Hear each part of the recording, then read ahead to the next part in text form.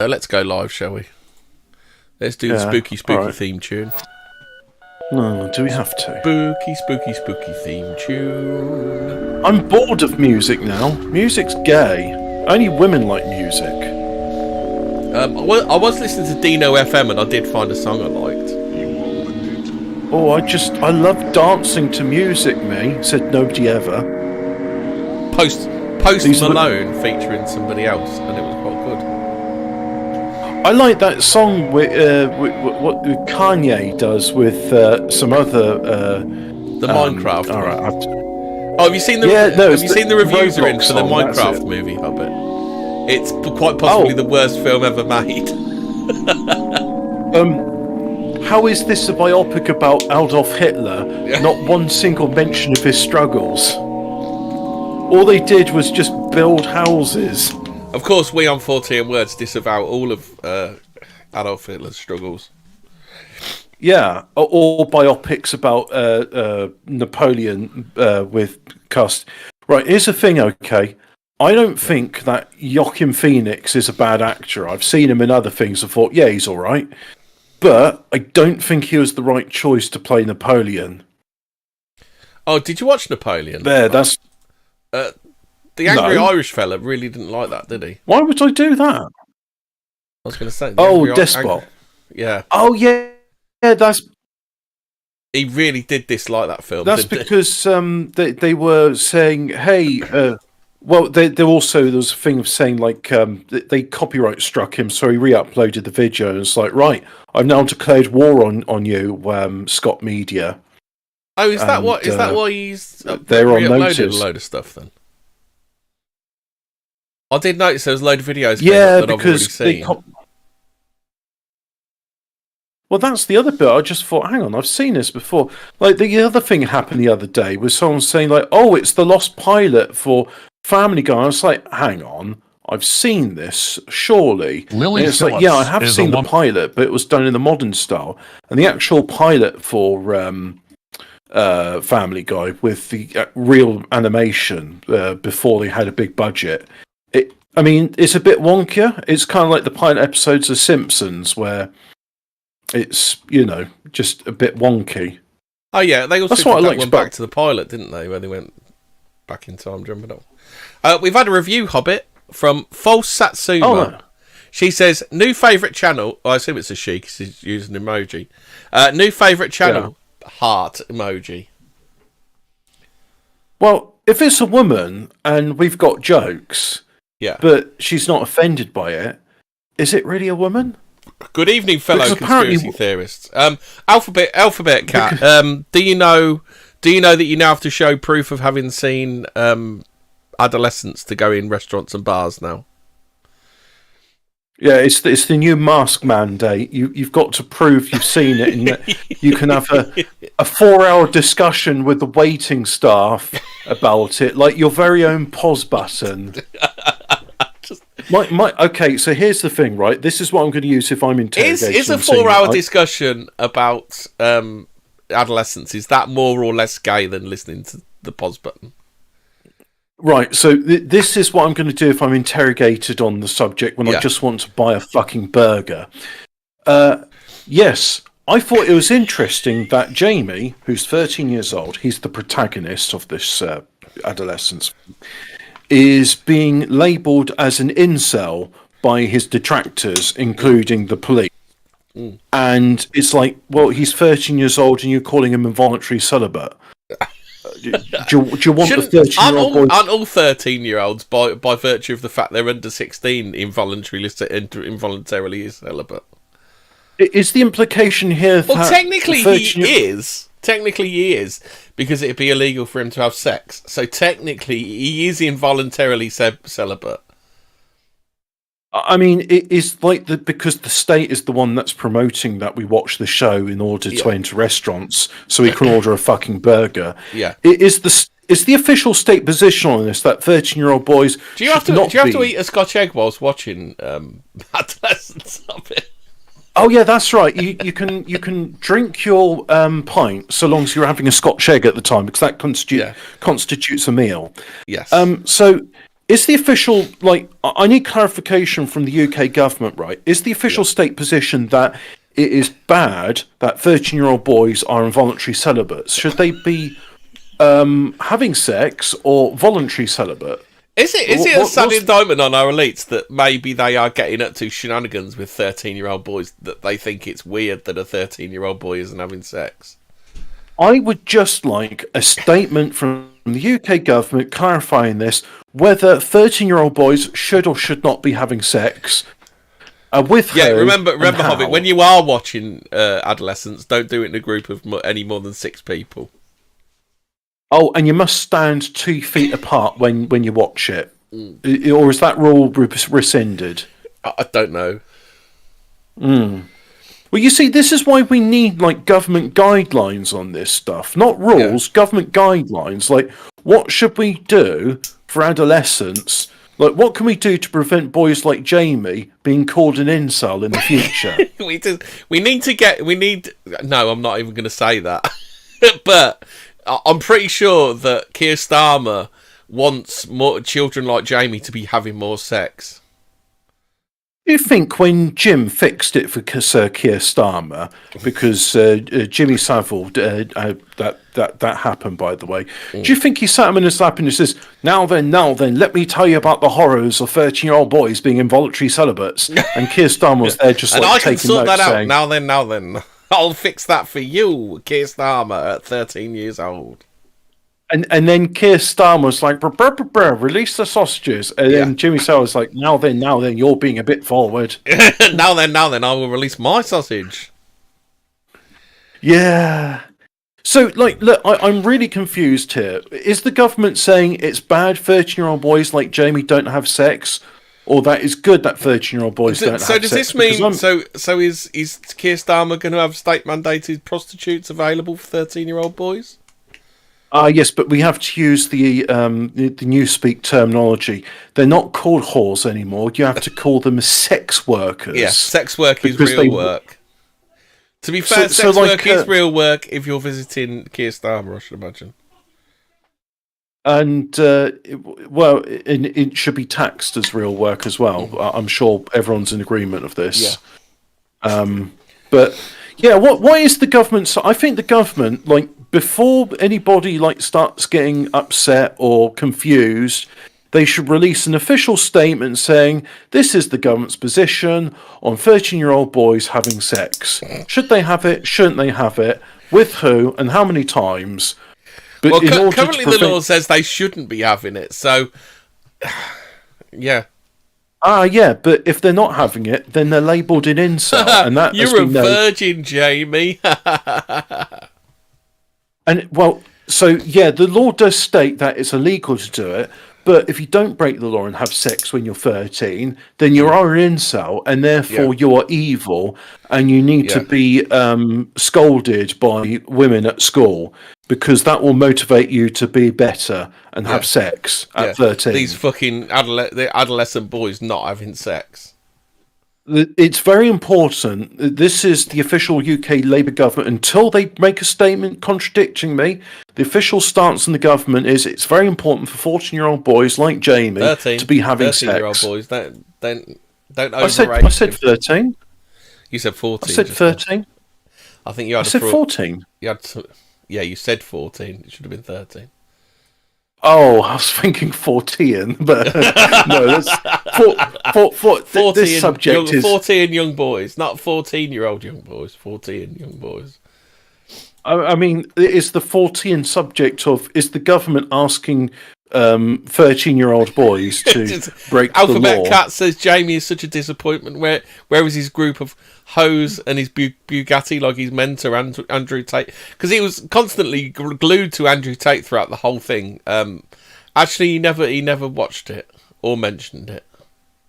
Oh, so it's not like apparently Dom's got some clarification. He thinks Keir Starmer's position on 13-year-old boys is from behind. Yes. I'd like to hear more from... again, until we get it on actual vellum from the UK government, I'm going to say that they are saying that the 13-year-old boys should break statutory rape laws and break the law and be rapists with themselves and with others in order to not be labelled incel. Because incel is, as far as I understand it, incel it stands for mega terrorist Hitler Nazi. Giga. Which terrorist. here, not mega hit. It's a giga terrorist, isn't it? Giga mega terrorist Hitler Nazi Ebola AIDS. Yeah. So it's pretty bad. It's all of those things and more. Yeah. And it's just, here at Fortean Words, we are... Well, that's the thing. So what age is Keir Starmer suggesting that young boys should be getting off the mark, then? Yeah, because, how far back can the accusation of being called incel go? Yeah. At what point do you go... he's below the age of whatever Jimmy Savile. And is anyone going to go, too young. Keir, it's 13-year-old boy Keir? Yes. And many of the Davos parties I've been to, this kind of thing is completely normal. I watched this with my daughter and my son, and they said, I'm not going to be an incel anymore, Daddy. Release the sausages. What is... again, just we need some clarification. And I'm sure 13-year-old boys like Jamie across the nation, when they're going to be subjected to mandatory viewing of this thing in school, they too are going to be like... can't help him out because they keep getting arrested for it, don't they? So if the teachers can't help them out with having sex, who are they supposed to have sex with? What, the kindly Pakistani gentleman in the corner shop? What if they want sex with women? I know that's verboten this day and age, but not every 13-year-old boy finds the Pakistani gentleman that are refined a sexual partner. Yeah. So, it's... what are they supposed to do? I mean, if you're a father and you're having this conversation with your son, it'd be like, look, son, I don't know whether you're supposed to be having sex or not. Technically, it's against the law, but as you're under 13, you won't be prosecuted as an adult. Obviously, we're very much against law breaking on this show, aren't we? You see, now, I am going to provisionally say here now, until the UK government says that otherwise... Dom's got a very good question, because Alphabet Cat said, did you know that Starmer's father was a toolmaker? Did you know this, Hobbit? I didn't know. He made the biggest tool of all when he made here, didn't he? Yeah. Also, did Starmer's father make ninja swords? Well, that's a very good question. We apparently have... Oh, that was the other thing I was talking to my dad about. Before the government passed legislation on ninja swords, had you ever heard of a ninja sword? Well, it's funny enough you mentioned this, because I was talking to my dad, and it's like, oh yeah, I remember Teenage Mutant Ninja Turtles. They had to call it Hero Turtles in the shops, because the idea of ninjas is... Yeah, but you remember in the 90s, in the 80s, they were more scared of nunchucks. I don't know why. Nunchucks were terrifying, weren't they? It was the nunchucks that they were scared of, do you remember? Nunchucks are literally a weapon of mass destruction. Ask anybody that swung one around and hit themselves in the nuts. Only incels use nunchucks. Yeah, well, you mean Giga Hitler mega terrorists use them. You nearly had a very unfortunate... I was going to say something. Yeah, look, YouTube, we're trying to circle the square here of a very delicate subject. Yeah. I'm going to provisionally say I'm against statutory rape. I don't think 13-year-old boys should be pressured. I think 13-year-old boys should be involuntarily celibate, and I think there's nothing wrong with that. I think, I am going to say here, I don't think boys, 13-year-olds or onwards, should be pressured into Hobbit, we did reach out for Susan Wojcicki earlier for comment, but she didn't. But all we heard was, burning in hell, it really hurts here. Rest in peace, Susan Wojcicki. Yeah. That's according to our tradition of Satanism, that is her final resting place. Yeah. Because she was a Satanist. Not many people know and this. And obviously her son, because he committed the greatest... Her son as well was a Satanist. And, as is tradition for Satanists, they burn in hell for all the sins that they have committed. Because it's part of their culture. Mm-hmm. And here in Fortean Words, where we are very sensitive towards cultures and things of that sort, we don't want to offend people of culture. Yeah. So speaking of which... How do you thread the line of saying that, if Jamie was having sex, it'd be statutory rape, and obviously the maps. We need to remember the maps at a time like this. You mean the Jimmy Savile fan club? Yeah. Yeah, which is now known as Maps. Yeah. Yeah, which gets a bit confusing because it's like when you're trying to buy and this has happened to me recently. I've been trying to buy a chainsaw mask on your favourite online shopping site. We're not endorsed by any, so I'm not going to give their name. Yeah, not even Jay. And half of them fuck themselves as well. Yeah, fuck you, JML. You pay me, by the way. Yeah. And so you see, now, half of the results for chainsaw masks are like safety visors, stop things getting in your eyes when you're flinging a chainsaw about. And the other half of them is, spooky, scary Halloween mask. Oh, look at you. You're the belle of the ball. And now, it's the same with the government and on this thing. It's like, I say, and again, I don't want to contravene any of UK Labour's laws, that statutory rape for boys under the age of, because in the UK the age of consent is 16, for boys under the age of 16 it is statutory rape, and I'm disavowing statutory rape. I'm saying boys shouldn't do such a thing. Yeah. However, if the Labour government says no, boys at the age of 13 like Jamie should be having sex, so they're not incels, then, well, I don't want to be breaking the law by saying they should be doing something else. There, we have delicately broached the subject, threaded the needle, and it's all done and dusted. Yeah, are we ready to talk about some... So, pyramids. Yes. Pyramids, what are they all about? And do you have to talk about adolescence whilst you're in the pyramid? Does it? If you're in a perfectly shaped pyramid, would it sharpen your knowledge of adolescence? No, that's a good question. Yeah, because just for those, because you never know. Oh, you know what? I actually said I was Terry Wogan covered this in the 80s. Do you remember Wogan had his chat show? No, but just for those. Okay, so let me just finish. It's dead quick, this anecdote. He actually talked about the blade sharpening pyramids on mainstream TV, primetime BBC, and he wasn't considered a swivel-eyed lunatic conspiracy theorist either. Yeah, well, it's one of those things like. I've never heard other people bring it up again, and I did go to a thing where there was something. It does seem to have been a bit memory hold, doesn't it? Well, again, it's one of those things of I've been to orgone energy therapy, harvesting crystal woo-woo stuff, and I've never seen any of the. Did you go with friend of the show, Emo Monk? He's got a lot of orgone energy stored up, hasn't he? I actually went to this thing back in 2014, so I think he was just a twinkle in his father's eye, or a potential incel incident that was waiting to happen. Yeah. Because it's incel until it happens, and then you're a sexual assaultist. Yeah. That objectifies women. Yeah. Anyway, I feel back to pyramids. Well, yeah, so pyramids then, what's that all about? Now, there was something, it was a bit of a follow-up to last week's episode, because we were talking about the strange underground structures, what seem underneath the pyramids, and, no, not near-death experiences. Vencord is a Discord client mod, features super easy to install, 100 plus plugins built in, see a list. Doesn't spy on you like Discord does. Might be useful for some people. The pharaohs call themselves sons of the sun, lords of the abode. That could be interesting. Scientists now more confident. City. I'm on my PC, so I can show stuff now.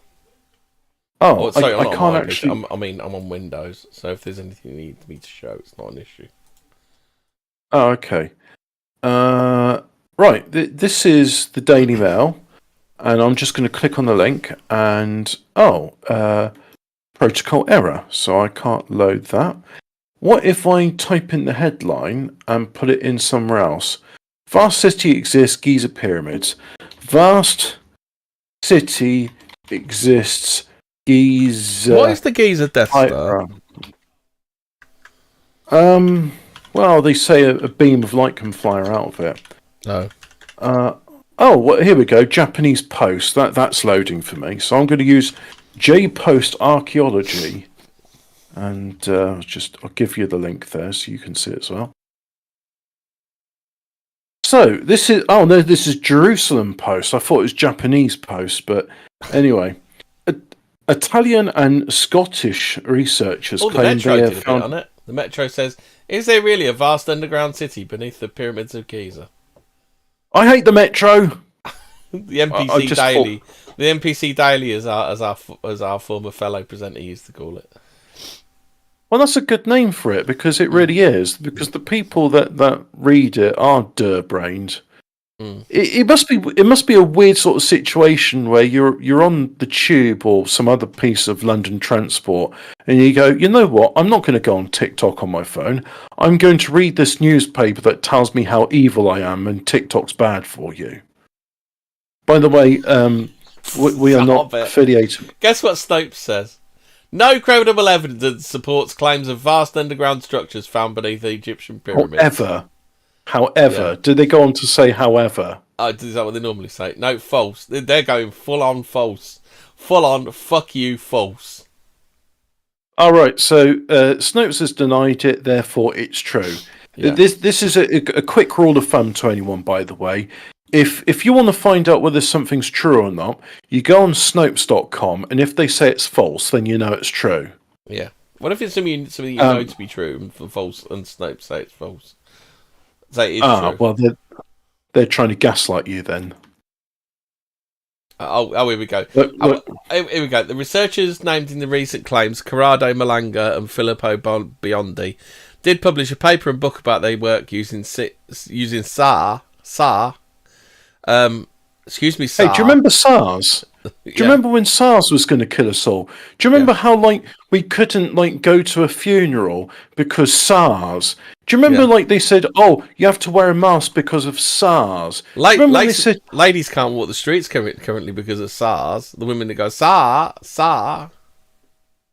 Oh yeah, well that's a separate issue. But do you remember when the SARS was going to kill us all? SAR is no. However, it does not appear this research has been peer-reviewed or corroborated by credible archaeologists.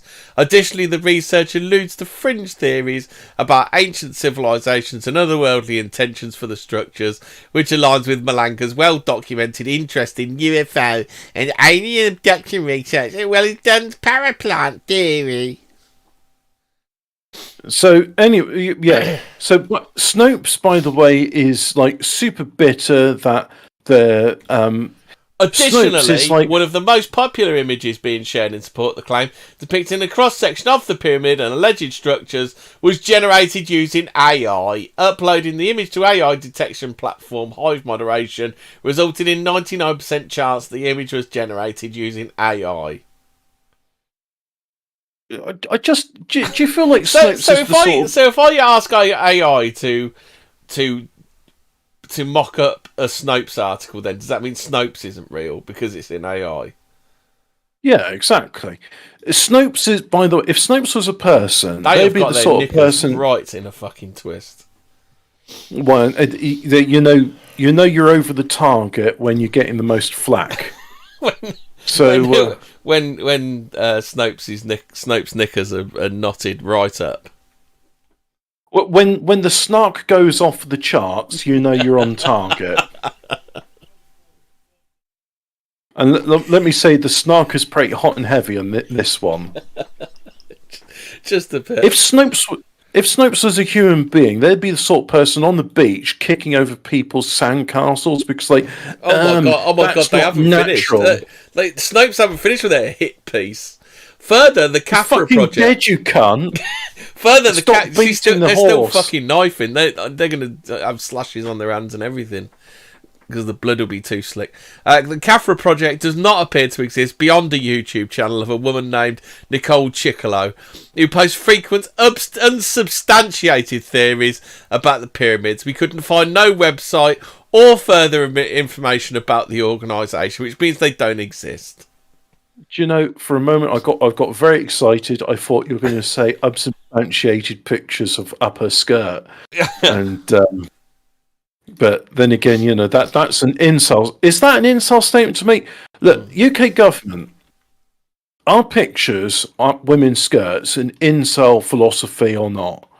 Because I need to know where does the UK government stand on that, as well as Denise Van Outen and her tits. Because I don't want to be called an incel. Well, Joey Esposito wrote this, and Joey Esposito has got sand in his vagina. Yeah, you not have sand. Oh.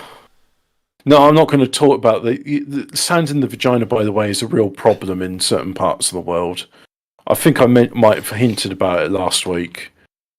But did you know the region around the pyramids was named in honour of Black Sabbath bassist Geezer Butler? All right, yeah, okay, yeah, let's go. Yeah, why not?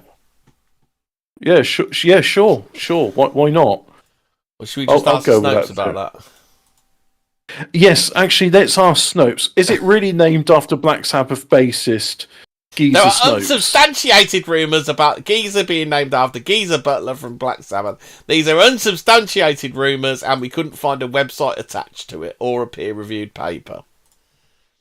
It's not peer-reviewed. Yeah, but there was all that stuff about... You got to study for that, bro. You got any more of them sources, bro? You got any of that Heinz 57 source, bro? Yeah. What is it with it? They're sort of like, you know, they're desperate cling on to peer review as well. Because let's face it, peer review, not that great. I mean, there was that thing recently. In fact, has been very, very soundly debunked, hasn't it? Do you remember those geezers that were putting in joke papers? Do you remember that one? Oh, that was my point. It was just like there is a replication crisis and also a thingy crisis. What's the word of this crisis? The problem with this, the crisis is, it's just like the results can't be replicated, and they just people are rubber stamping anything. It's like, oh yeah, that looks like truthful enough. I'll just put that in here in my it's thing. Not so much that; it's more to do with if it props up their theory, their own personal theories, don't they? You know, if they don't like it, they don't put they rule it out, don't they? If they don't, if it's not confirming their biases, they tend to not peer review it. You see, this is the problem with science. It is supposed science in its purest form is supposed to be a search for the truth, right? You want to find out what's real and what's not, and what's the facts. And unfortunately, we don't have that anymore because, I mean. Do you think publish or perish is a big part of it? Well, put it this way: like at one time, and I know a lot of people are going to laugh at me at this, and you know that's their problem, not mine. Yeah. But at one point, the church was supposed to be an arbiter of truth because it was concerned with matters of God and faith and all that. And in this world, science doesn't run contrary to God, does it? Well, my point is, science came out of a thing called natural philosophy. And the idea behind natural philosophy is like, well, God's created this world and all the things around it. We're grateful for that. And he's given us intelligence to try and figure out the mechanisms of how these things work. So maybe it behooves us, because they use words like behoove, because people like Ben Franklin were natural philosophers and they were behooving all the time, they were. It behooves us to try and understand God's work, and that way we can better appreciate it and we can understand the truth of his scheme. And you see, that was the whole point. It was literally what do you think to what someone said once, that if the human brain was so simple we could understand it, we'd be so simple we couldn't? So the thing is, if the human brain was simple enough to understand, we couldn't do it. Yeah. We'd be so simple that we wouldn't. But what it boils down to is science is supposed to be an investigation of the truth. And if you're so dogmatic, you just go, source debunks. Well, it's like, look, mate, you're not going to learn anything because you're not willing to question anything. you're not willing to question anything because, like, oh, I don't want to question that thing. It's so well understood that if I was to dare question, is the world flat, I'd look like a fucking idiot. And I don't want to look like a fucking idiot because then people would go, he's a fucking idiot. Whereas other people, not concerned about that, they just go, I'm just curious about this. This is an interesting thing to think about. Wouldn't it be funny if? And then you do that, wouldn't it be funny if, and then you sort of carry on for a while, and then suddenly it's like you get new understandings into things. And that's why I think it's important to answer. And, well, I mean, look, I don't know what your idea was when you first did 40 words, but for me, the paranormal is really just to sort of question, like, what's real and what's not. What is the truth of our reality?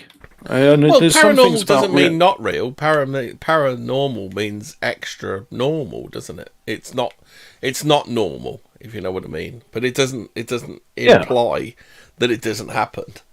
Well, it's like look statistically at UFO reports. Say 99.999% of UFO reports are bullshit. That remaining percentage is still a hell of a lot of evidence of something, isn't it? Yeah, and that's it. All we're saying here is like there's some stuff to be happening, and I feel this is like a long sort of preamble as to like, so what's that stuff that's been discovered under the pyramids? And it's like, well, it's something that's interesting. I mean, I'm interested in it. You're interested in it. We're going to find out together what it is, and we'll hopefully get a better understanding. It's like flat Earth, isn't it? It's like. Okay, then the Earth's flat. What's the atmosphere? I don't know. I think don't we need to get round to whether the Earth's flat or not first, and then we'll worry about the next stage.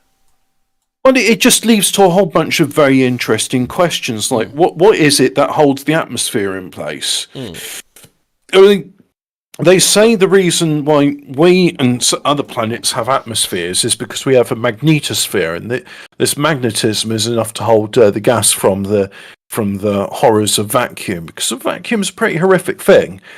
And they say planets like Mercury and Mars, they don't have atmospheres because they don't have a magnetosphere. And yet ones like Pluto, they have an atmosphere. Or maybe it's Pluto's just that... not a planet anymore, is it? Oh, yeah, well, bollocks to them. I know what it is and what it isn't. As far as I'm concerned, it's a planet in my house, and anybody that says otherwise is just, is being Snopes about it. Coping. Yeah, they're Snope coping. So why is it they say that Pluto isn't a planet anymore? Oh, they're trying to reclassify all these things and say, I don't even know. Like, what's the point of trying to say, actually, it's not a planet. It's an ice dwarf. It's a planetoid. Look, it orbits like a planet. It behaves like a planet. It's a planet. I mean, it's a small planet, but it's still a planet. At what point do you say, it's not a planet anymore? I mean, if a planet orbits another planet, we call it a moon, and I accept that. But it just, to me, this doesn't really make much sense. Actually, out of curiosity, does Venus have a magnetosphere? Because Venus has got a thick atmosphere. Why did Venus not lose its atmosphere without what? No, it doesn't. Hang on, let me find it. Venus does not have an intrinsic magnetic field like Earth, which is generated from the sloshing molten. Instead, Venus generates its magnetic field from the interaction of the sun's solar wind with the planet's ionosphere. This atmospheric region filled with... So what they're saying... Intervention Lizard says a proper planet needs to be big enough to be rounded by its own gravity. Pluto's not quite round enough, apparently, is the problem. Yeah, but our planet's Dom not says round Pluto's enough, a dwarf then. planet. Peter Dinklage lives there. Yeah, but if they're saying it's not round, like to form a sphere, then, well, Earth's not Living round. the dream backs you up, Hobbit. He said there is indeed a thingy crisis. A thingy crisis. Yes, there is. But here's the thing, right? Earth's not a sphere, because if you listen to QI and they go, actually, it's not a sphere, it's an oblate spheroid. because as it's semi-molten, what happens is that around the equator it bulges out. Because the spin force of the centrifuge, the Earth spins about 1,000 miles an hour around the equator, and it goes about sort of 1 inch every 24 hours around the poles. Oh, actually no, because it doesn't rotate around the poles, does it? It rotates around the axis, which is different. Well, that's confuses matters a bit. But yeah, so Earth's not a sphere. And in which case you could say, oh well, in that case, Titan and Europa, they're planets because they've got enough mass to form a sphere. But then you could say, oh, actually, Enceladus and Europa aren't planets because the reason they're Pluto smaller than Mercury then? I think so. Yeah. I thought Mercury was really, really small. Yeah, Mercury's small. Our moon's bigger than Mercury, but you see, there's these satellites. One, Europa's a satellite of Jupiter, and it's an ice planet. As is Enceladus. That's a satellite of Saturn, and they reckon both of those have got liquid water underneath the crust.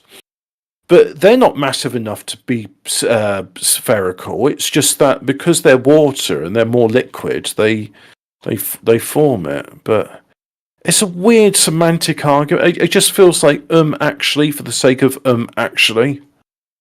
I don't like that. I'm not sure if people have picked up on this. Like, look, if this is your first show, I'm not fond of people that are trying to needle stuff down on semantics. It just feels like you're trying to be clever for clever's sake.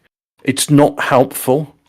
It's not a useful thing to do. It's like sophists.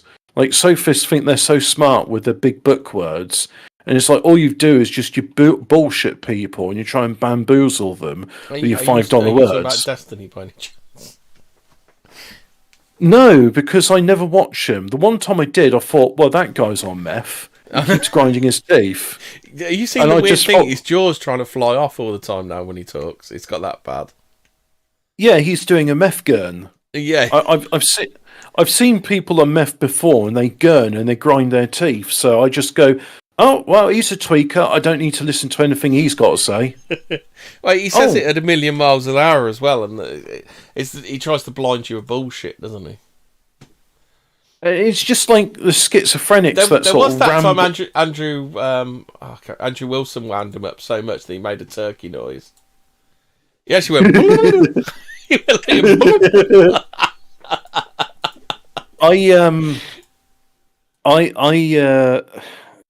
This was something I found was quite interesting. So, previous shows we talked about schizophrenia. I just thought that because this came up in my study amongst other things, and I said schizophrenia. It's not just. We need to come back to this. We need to talk about that geezer, don't we? What's his name? Destiny. No, the guy. Is he schizophrenic? The schizophrenic guy. The one who talked to him, or we done him. Oh, that. Yeah. Right. So Jerry Mazinski. Jerry Mazinski. Yeah. So just a brief sort of thing, and we can always do it in the schizophrenia episode. Right. The long and short of it is, bacteria taken from the gut of a schizophrenic patient was put into the feed of mice, and the mice then developed schizophrenia symptoms. So it's not just demon possession, it's also bacteria. And I'm thinking to myself, is not demonic possession the bacteria? Because a lot of stuff what Jesus did when he was curing people is he's making them fast and he was doing this other stuff. I'm starting to wonder if demon possession, it manifests as disease. Well, yeah, because all diseases means you're not at ease, isn't it? It's often called corruption, isn't it? Yeah, corruption, disease, but illness and disease, they mean that you're not at ease. And if you're being possessed by a demonic entity, then you're not going to be at ease. I'm starting to wonder if I've got that with my back at the moment. There's a bit of my back which just feels really uncomfortable, and I keep shifting about, but it doesn't seem to offer any support. hopefully, no, it won't be that. I haven't got a gallbladder anymore. I used to, sort of, prior to getting like an attack of biliary colic, I'd have this feeling of a really bad back, and no matter what position I got into, I couldn't get. And then that was and then it would just go into like fucking agony. But it would feel like a bad back, and then I just thought, oh, is my back going? Oh dear. But yeah. So pyramids, then, they're an interesting thing, aren't they? How do they work? The Woodwoes. Well, the Woodwoses seem to defend them, because I try and talk about them, and then we go into this interesting stuff with Snopes and being, because that's Snopes. Snopes is just going all the time. How Snopes work.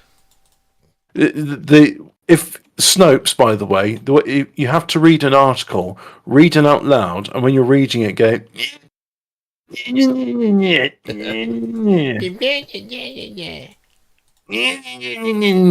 Imagine you're being scolded by the most annoying nasal teacher in the world, and you're getting close to how Snopes sounds in real life. Imagine you're Jamie, and you're being questioned by a forensic psychologist. IC3 says he's bulging around his equator. Yeah, well, me too, unfortunately. And it causes some gravitational distortion when walking. So, any gravitational distortions around Uranus, I bet.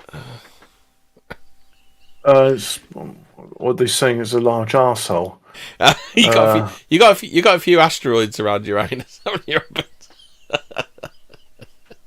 So here we go. It's a Star Trek reference of Klingons. Why did I lose this? I was referring to. Oh, that's right, because I was looking at the thing about. Oh, well, they're gone now. Oh, well, that's right. Right, the researchers claim to have discovered 8 vertical cylinder-shaped structures referred to as shafts, extending approximately 2,100 feet deep. Now, just for the continental of the audience, as myself, I don't really understand how deep 2,100 feet is, because I never go, oh, I've walked 2,100 feet today. I never go. You're about 6 feet. Yeah, but no, I'm a hobbit. Yeah. You're about 4 foot. You're about 4 foot then. Hobbit. Length. Yeah, hobbits are only 4 feet tall. So if I get feet, and then if I convert it into meters, so 2,100 equals 640 meters. Oh, I understand what that is. So it's more than half a kilometer then. All right, okay. So yeah, 2,100 feet down, 640 meters. You know what? Let's get this in Egyptian measurement, because it's the pyramids. Where's cubits? Dom says, I can't come into work today. I've got demonic possession. How many... feet to cubit converter. Because Microsoft Calculate doesn't have 1 foot cubit, right? So 2,100 foot equals 1,400 cubits. Yeah, that's probably a significant number. So anyway, Italian and Scottish researchers claim they found a major discovery beneath the pyramids of Giza, potentially rewriting the history of ancient Egypt. Using radar technology, the team led by Corrado Malanga from Italy... Yeah, we said this bit. Anyway, this is... Yeah. Just look, refer to the previous thing we talked, and we did the silly voices, what Scottish and Irish researchers sound like.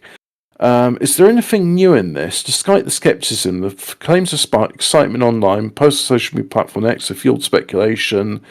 The megastructure they've just found underneath the Giza pyramids is probably the most important discovery to ever be made in our lifetimes, one user posted according to Marker. I don't know who Marker is, but they said according to Marker. Others have shared similar sentiments, blending hard science with speculative theories. The researchers hope to continue their research, but acknowledges that securing approval from the authorities to excavate the areas is incredibly tough. Weird. Despite the skepticism, the only way to prove the discoveries are true is through targeted excavations, Conyers added, according to the Daily Mail. The Giza complex, consisting of the pyramids Khufu, Khafre, and Menkaure, built around 4,500 years ago, on the rocky plateau on the west bank of the Nile River in northern Egypt, has long been a subject of intrigue and speculation. Traditionally believed to be royal... No! no, how can I say? Conspiracy theorists believe it is a royal tomb. However, more credible research says that they're a source of power generation, and that's why so much of the inside is radioactive. These new claims, if substantiated, could potentially challenge the widely accepted understanding of their purpose. Isn't it just weird? Like, oh yeah, the interior of the pyramids, very radioactive. It's off limits to excavations because... And they say, oh, it's the Pharaoh's curse. You go in there and you'll be poisoned because Pharaoh deems it. Not like saying, oh, well, yeah, because it's radioactive and you've got radiation poisoning. And well, it does kind of remind me a bit of Star Wars. You remember the bit where they're in the... when they break Leia out of the prison and he goes, oh, you can't come down here. Oh, it's very radioactive. Yeah. Oh, right, yeah. Yeah. But no, it's like all the people that have gone into the pyramid, they were what's the word I'm looking for? They were poisoned and died subsequently from radiation poisoning. I don't think any of the symptoms are radioactive. Oh shit! Well, what was that?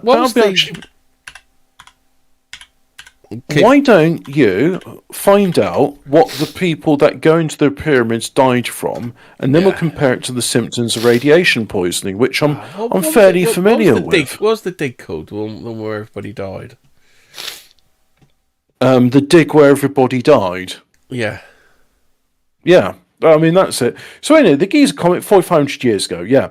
The idea of a hidden underground city is tantalizing. The current evidence remains unverified. Until more concrete data, such as peer-reviewed papers or excavation results, emerges, the scientific community urges caution. Howard Carter, wasn't it? It was the Carter thing, weren't it, where everyone was cursed, apparently. With radiation poisoning. The Egyptian government, historically avaricious and want loads of money, and then you do nothing. Well, Howard Carter died of Hodgkin's disease, age 64, so I don't think he was really cursed that much, was he? Radiation, until proven otherwise, they died of radiation poisoning. So, as not commented... So, the Egyptian government... Yeah. Well, what about that bloke who was one of the chief investigators of Chernobyl? He died in his 60s. Yeah. He had thyroid cancer. Yeah. He died of radiation poisoning. It took a long time, but he still died as a result. Oh, no, here's an interesting thing. Speaking of radiation poisoning, so you know it's I say it's publicly accepted. You know it's widely accepted that the flood happened. And that there's pre-flood waters. So the pre-flood waters, they're locked up in these glaciers. These glaciers, that are more than 6,000 years old. They have significantly less deuterium in them than modern day water does. So compared to the water we got now, anywhere from 13 to 14% less deuterium in it than after the flood. So the water we got from there was more radioactive than the water beforehand. Right, so Hobbit. How many of these deaths do you think are? Hang on. Let me just finish. The thing about the water. So finish, and then we'll see radiation poisoning or not. So after the flood, our water has become 13 to 14% more radioactive because there's more deuterium in it. So the idea that people before the flood, like Methuselah, living up to 800 years or something, 1,000 years, we now go, oh, that's impossible. I don't know anybody that's more than 100. Well, maybe back then the reason people were so long lived is because the world wasn't just not polluted. It was also it didn't have these. It didn't have the radiation in from the floodwaters. This deuterium heavy water. Very interesting stuff. I think it's very interesting. Some people might say it's not interesting at all. But what would I know? What would you know, Hobbit? So, okay then. So what would I know? I am now ready for the next stage in this investigation show that we do. Radiation poisoning or not? So, okay, so the first death was Lord Carnarvon. He'd been bitten by a mosquito, later slashed the bite accidentally while shaving. It became infecting, that resulted in blood poisoning. Yeah, because the blood poisoning... Radiation poisoning or not? Now, I'll have you know that polonium is the most toxic substance known to man, and if someone was put onto his razor or through the mosquito bite, he'd have been dead. Yeah. I mean, what was that double agent for the Russians, Alexander Litvinenko? He was poisoned with polonium. He died shortly after. Yeah, that's polonium. Okay, then, so the theory is, actually, it's not radiation poisoning. They think it's toxic fungi. Yeah, which absorbed radiation. The pyramids are radioactive. So the cause of Carnarvon's death was reported as pneumonia supervening on facial erysipelas. Easy for you to say. So an erysipelas is... Oh, hold on. Not to be confused with a hairy lipolis. Yeah. Erysipelas is a relatively common bacterial infection of the superficial layer of the skin, extending to the superficial lymphatic vessels within the skin, characterized by something. Let's only have a look at the bit that popped up.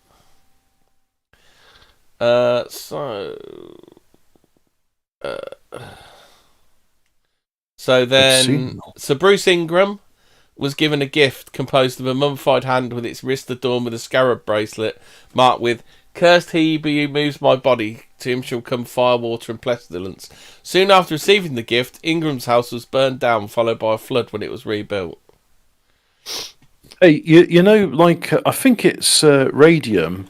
Yeah. It's so reactive that it's not radium. What's the one? I was looking at watching this thing about NASA was running out of plutonium and they need it for their probe. It's NASA Hobbit.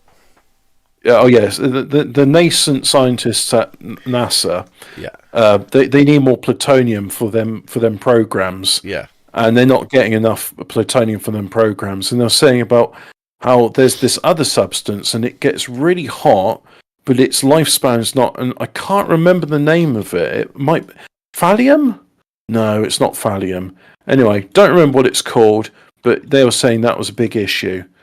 That's something that's worth bearing in mind, really. Carry on. Howard Carter was entirely sceptical of such curses, dismissing them as Tommy rot. Shit. We don't use Tommy rot enough in today's society, do we? And that's why our society sucks. Yeah. If we had more fart knockers and Tommy knockers in our society, then things would be and poppycock. So Howard Carter died of lymphoma. Yeah. At the age of 64. So lymphoma. Yeah, caused by radiation poisoning gathering in the lymph vessels. Okay. Yeah. It has been suggested that toxic spores of the fungus Aspergillus flavus. Yeah. That's the fungus that causes Asperger's disease, isn't it? Yeah, why not? It's a saprotrophic and pathogenic fungus with a cosmopolitan distribution. Ooh. I'm going to say if it's saprotrophic, they don't mean it attacks lesbians. It attacks the kidneys. Yeah. Is that it? Am I right? I don't know. I haven't had a look. Let me have a look at saprotrophic. Hold on. I'll give you the link so you get the right one. Saprotroph in the general. A saprotroph is an organism that feeds on non-living organic matter known as detritus at a microscopic level. So how can that be? But if your body is living, or are they saying it turns the body into gangrene and then it feeds on the gangrene? Ooh, grim. I'd like to know how that. I don't know. I don't know. Oh, excuse me. So, right, are you ready for the list of deaths?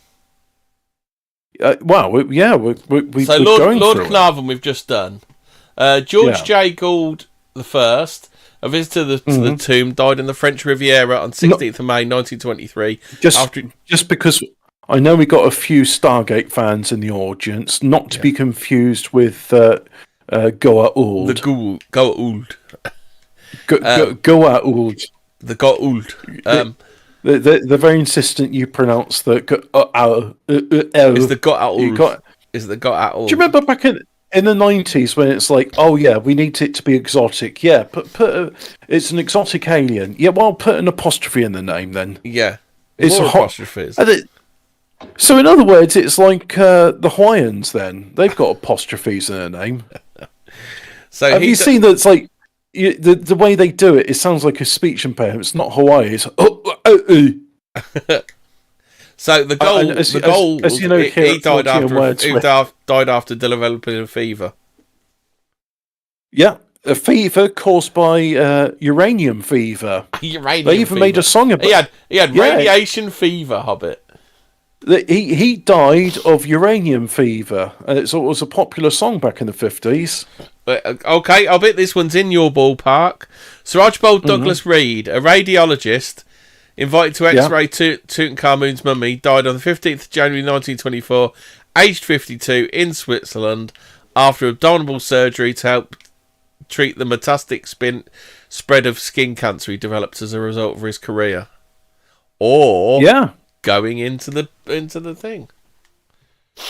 Well, again, that one is definitely a form of radiation poisoning because X-rays are ionizing radiation, and as we all know, ionizing radiation, when it goes into your cells, it causes mutagenic effects on the DNA inside, and that causes cancers and other mutations to happen. How about AC Mace?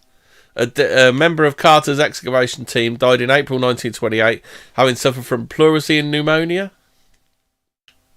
Yeah. Radiation poisoning. I don't know what pleurisy is. Makes you think of not the 9 o'clock news. We have a bed in the NHS. Do you remember? You ever seen that one of it? No. Have you not seen it? So they've got a bed. They've got a bed in the NHS, and they're bidding for it with their diseases. Oh. I got double pneumonia, going once, going twice. You never heard that one? That is a good one. Sold to the gentleman with sickle cell Ebola AIDS. Yeah, that's it, yeah. Oh, I showed my mate the Rowan Atkinson bit the other day saying, I like curry, but we've got the recipes now.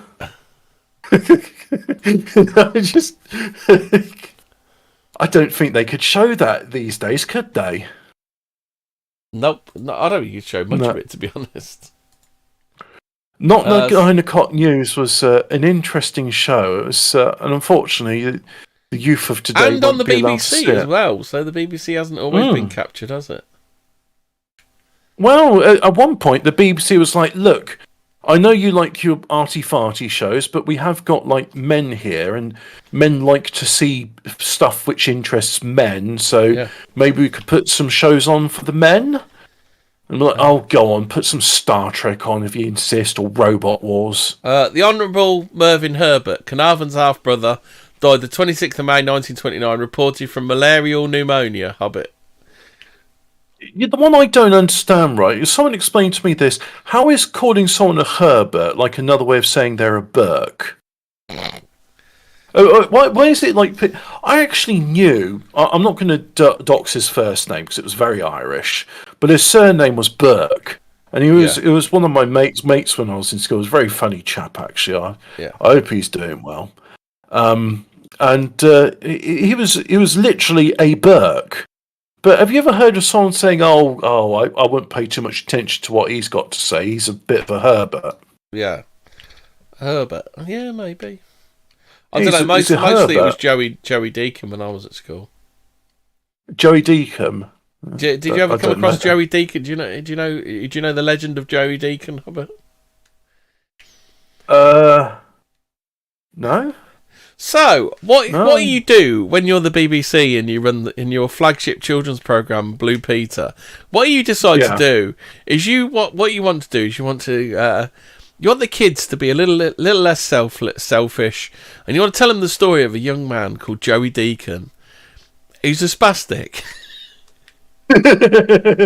No, sorry, we don't approve of laughing at spastics unless they're funny, which they intrinsically are. Obviously, the completely unintended thing of this is then every kid at school the next day is calling their mate a Joey Deacon and going, ugh.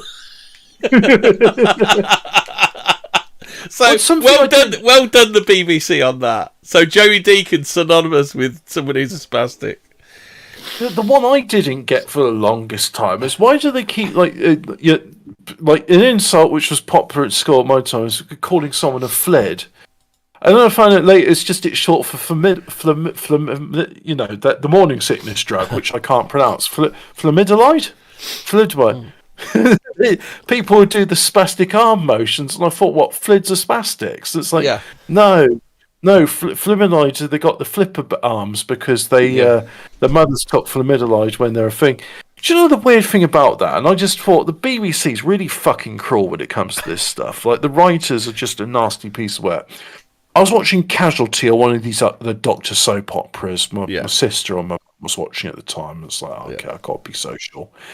And there was this chap, and I've seen him before because he did a documentary about the Freak Sideshow. And the freaks. Oh yes, I can't remember. I know the actor, but I cannot remember his name for the life of me. You know, he's got the flippy arms.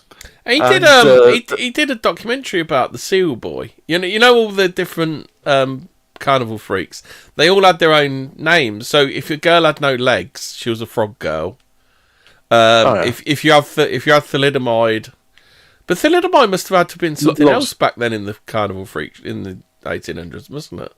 Well, there's some birth defects of people just naturally didn't have. So then there'd be a seal boy. Then there'd be a seal boy, and then I think we've covered him before. There's a guy called Grady, who was the lobster man, who used to horrifically beat his wife with his lobster claw. So a lobster man would be people who have like the Spock thing.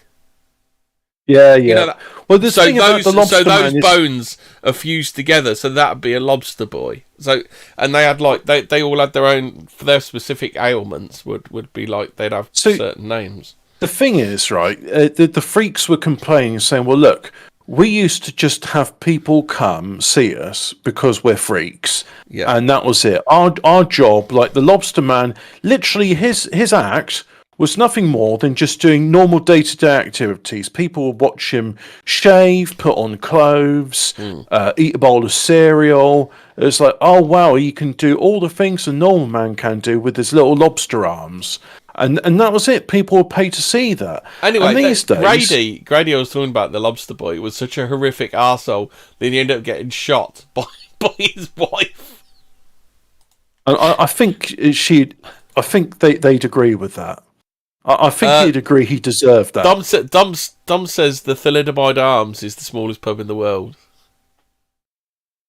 But Dom, that's here at Fortean Words. Until the UK government says we can laugh at that.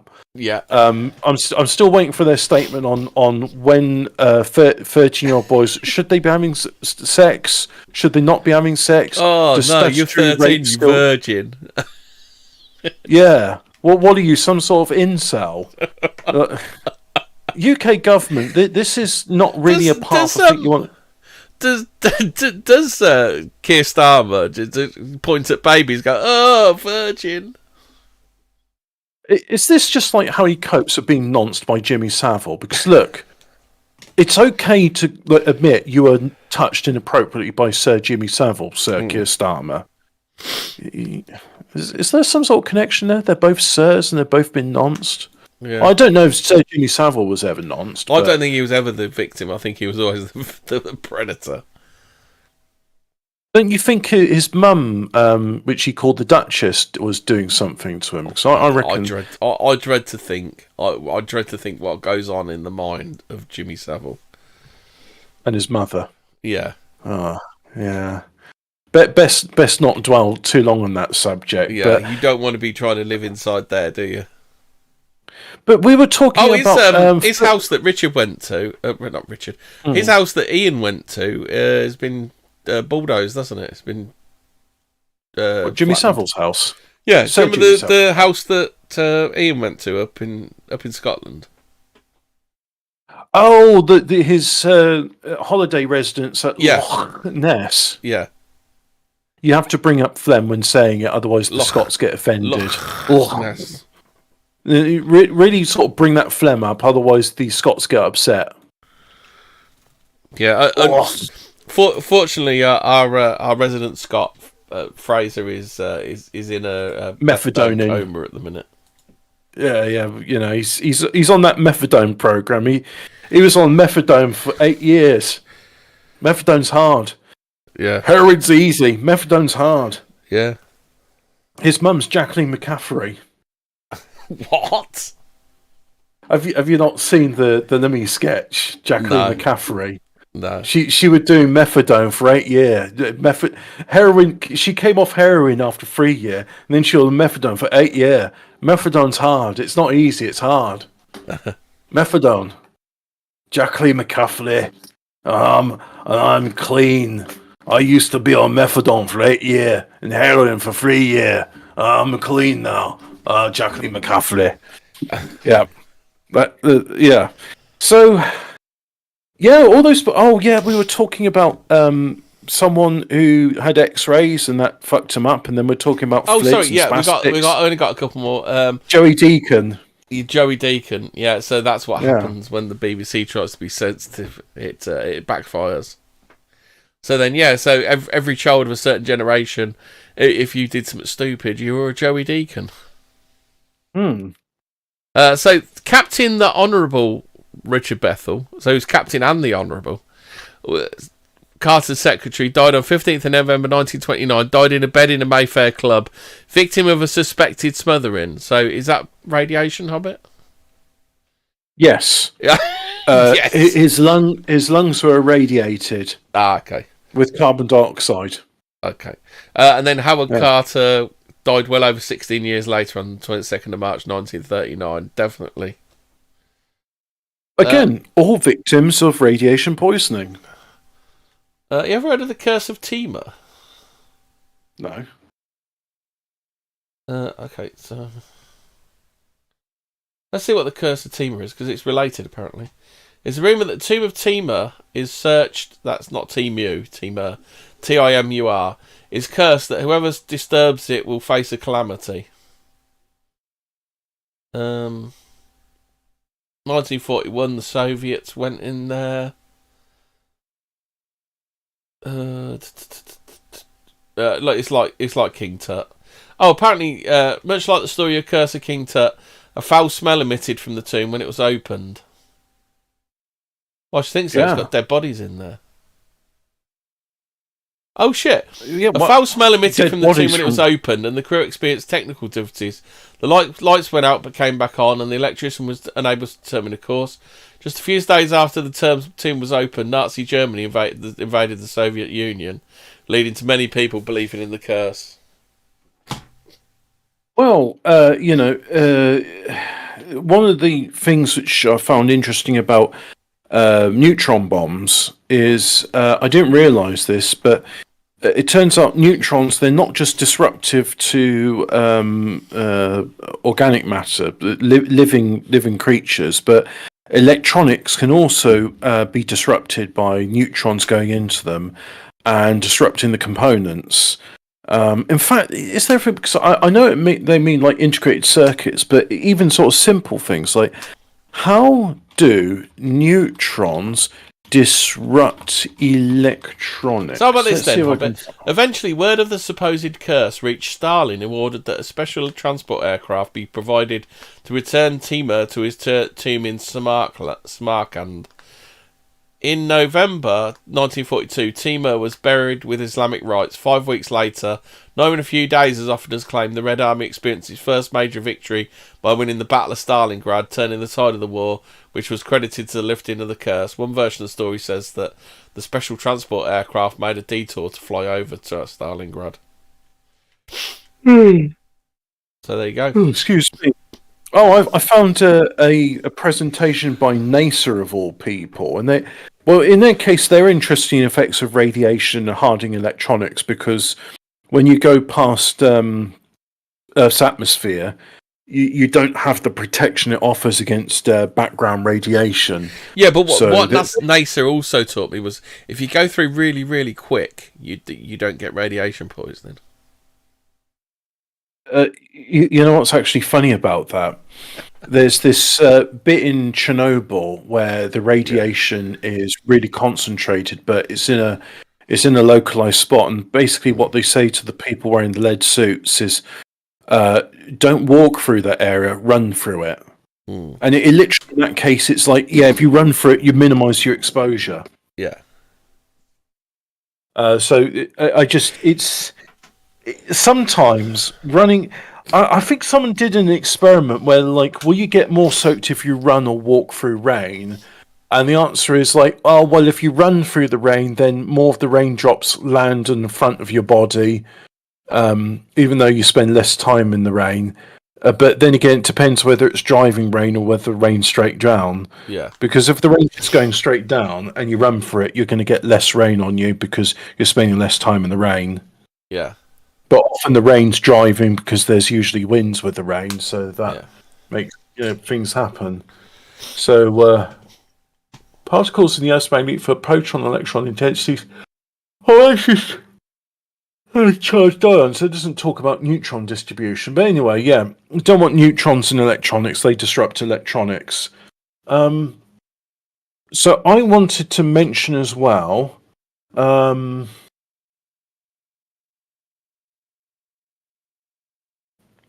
my monitor's just switched off. It does every 4 hours. But it doesn't. It says, hey, it's been 4 hours, you should refresh the screen. And I was like, yeah, okay. It's OLED, so they don't want it to burn in or anything. Pyramids, that's right. We're on the subject of pyramids. This is a good show, this. I like this one. Oh no, this is... Look, I've got this post about Nazca mummies. Maybe that can be something later because it's not quite related to it. That's it. I've still got the article in front of me. Here we go. While the idea of a hidden underground city is tantalising, the current evidence remains unverified. Oh yeah, we said the Egyptian government has not commented on these claims. Egyptian archaeologist and all-round nasty con-man piece of shit arsehole scumbag, Dr. Zahi Hawass, vehemently denied the existence of the cons beneath the tomb of King Khafre. Again, the conspiracy theories called the tomb of King Khafre, the power station of King Khafre, calling such claims baseless and lacking any scientific evidence. Well, you see, that's the problem. If you're not letting people excavate the area, how are they going to gather the evidence? Hey, Hobbit, this film sounds mint. The Curse of King Tut's Tomb. It's got Raymond Burr. Do you remember? I think he was Ironside. Have you ever heard of that? Or Perry Mason? You might not have heard of those. I never watched those shows. I tell you what. It's also got Tom Baker in it as Hassan. Yeah. So excellent casting there. And it's also got Patricia Routledge in it. Or Hyacinth Bucket, as you would know her. Yeah. I can't admit this. Some stuff from the 70s actually quite good. There's a show called Connections, which is sort of an investigative show. And if you like Fortean words, I recommend. Actually, can I find Connections? Let's see if I can find it because Connections 1970s. Let's see if that's around and. Connections. James Burke. He did a show called Connections. Really good. If you haven't seen it, thoroughly recommend it. It's a very, very good, thorough investigative show. I'm going to put that in the Fortean Words Telegram chat. If you want to talk to other people about Fortean subjects, go there. Occasionally we do because I'm interested in it, we do the Tomorrow's World segment. So this show predated Tomorrow's World, and it just talked about how things work in our world. So there's connections. That's it. A lot of 70s shows like The Good Life and The Fall and Rise original pairing, very boring. Oh, The Good Life. But then there's other stuff there's other stuff in it which I just find like it's really good, but it gets overlooked. Like My Name is it's not Harry Palmer, but what is it? It's something like the Harold Palmer or something like that, and he's like I don't know, a shoe salesman or something, and all of the stories, they're all just based on like, oh, it's a hilarious misunderstanding because people just find him so complicated in the way he speaks, but it's so brilliantly written that it's actually quite enjoyable. Whereas a lot of stuff is sort of quite poorly written, like, it's very funny, isn't it? Like, the bird's naked and she wants Reginald Perrin, but he can't have her because people keep visiting him and want to stay. So they contrive some sort of thing where a naked lady shimmies down the drain pipe, and isn't it hilarious? She's falling down and everyone's looking at her naked and she got her tits out. Oh, it's so funny. The Carry On films are another example of that. Just boring fucking shite. And I know there's going to be a lot of people say, oh, but Hobbit, I like the Carry On films. It's like, look, you know what? If you enjoy it, that's great. Like, Did you enjoy? Have you watched Carry On Columbus yet? No, and I'm not going to. Carrying Up the Khyber, Carry On Columbo. I don't like the Carry On Columbus films. Was where they tried to do it with the new wave of British comedy. You know, like Rick Mayall's in it and stuff. And it's awesome. Yeah, that's the other thing. Well, that's the other thing, right? I've been watching the comic strip, and I've got to admit, like, the absolute pinnacle of Rick Mayall humour was Bottom, and the things he did after then, very good, not funny, and the things he did before then, funny, not very good. I mean, Mr. Jolly Lives Next Door, what I think was like a sort of prototype Bottom. But then again, the way Vivian and Rick interacted in The Young Ones was prototype Bottom. It's just they got rid of the boring bits in The Young Ones, and then you have Bottom, which is just... Everything about Bottom was perfect. Absolutely perfect in every way. And I got to say, the stage show they did, even better than the series. You know, Hooligans Island and stuff like that. Brilliant show, just absolutely brilliant every single way. I cannot thoroughly recommend it. But anyway, we're getting the Woodroses. They are trying to distract me from King Tut's curse here. So the rumours that have spread. Oh, hang on, Zaid Hayas. Hey, honey, the rumours have spread around the Egyptian pyramids that columns. Oh no, this just sounds like Marlon Brando. And the King Khafre's pyramid have no basis in truth. And there's no scientific evidence to support the claim, he said whilst counting all the rings on his fingers. And there are no missions working in King Khafre's pyramid now. Annie. Howard stated on his official Facebook page, he emphasised that the Supreme Council of Antiquities has not granted any permits to work inside King Khafre's pyramid.